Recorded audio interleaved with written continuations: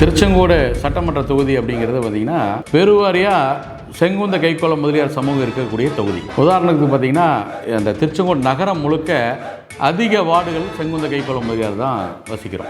அதே போல் சுற்று வட்டாரத்தில் தேவனாங்குறிச்சி, சட்டையம்புதூர், உலப்பம்பாளையம், குமரமங்கலம், உஞ்சனை, இந்த மாதிரி சுற்று வட்டாரத்தில் அனைத்து கிராமங்கள், பல்வேறு கிராமங்களில் வந்து செங்குந்த முதலியார் தான் அதிகமாக வசிக்கிறோம். 2 முறை நம்ம நகராட்சி தலைவராக எங்கள் செங்குந்த கைக்கோள முதலியார் சேர்ந்த டிபி ஆறுமுக முதலியார் தலைவராக இருந்திருக்காரு.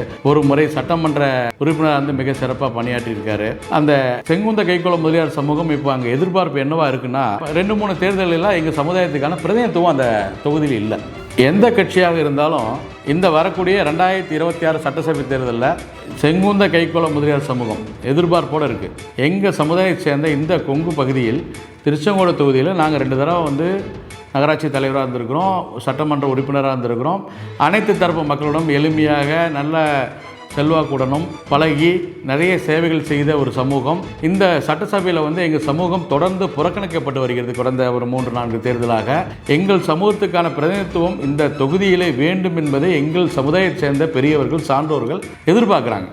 மக்கள் வந்து என்னென்னா, இந்த தொகுதியில் நம் செங்குந்த கைக்கோள முதலியார் அதிகமாக வசிக்கக்கூடிய தொகுதி, இந்த இடத்துல நம்மளுடைய வேட்பாளர் தான் நம்ம வந்து நிற்கணும். எப்படி மற்ற ஊரில் வந்து வெவ்வேறு ஒரு சமூகங்கள் அதிகமாக இருக்கிறதுல அந்த சமூகத்தை சேர்ந்த வேட்பாளர் தான் நிறுத்துகிறாங்க, ஏன் நம்ம தொகுதியில் மட்டும் அந்த மாதிரி ஒரு சூழ்நிலையை எந்த கட்சியும் எடுக்கலை அப்படிங்கிறது ஒரு பெரிய ஆதங்கமாக இருக்குது. அந்த ஆதங்கத்தை பூர்த்தி செய்யக்கூடிய அந்த 26 தேர்தலில் எந்த கட்சி செங்குந்த கைக்கோள முதலியார் சமூகத்தை சேர்ந்த வேட்பாளர் நிறுத்தப்படுகிறாரோ அந்த வேட்பாளரே வெற்றி பெறுவார் என்பதை நான் தெரிவித்துக் கொள்கிறேன்.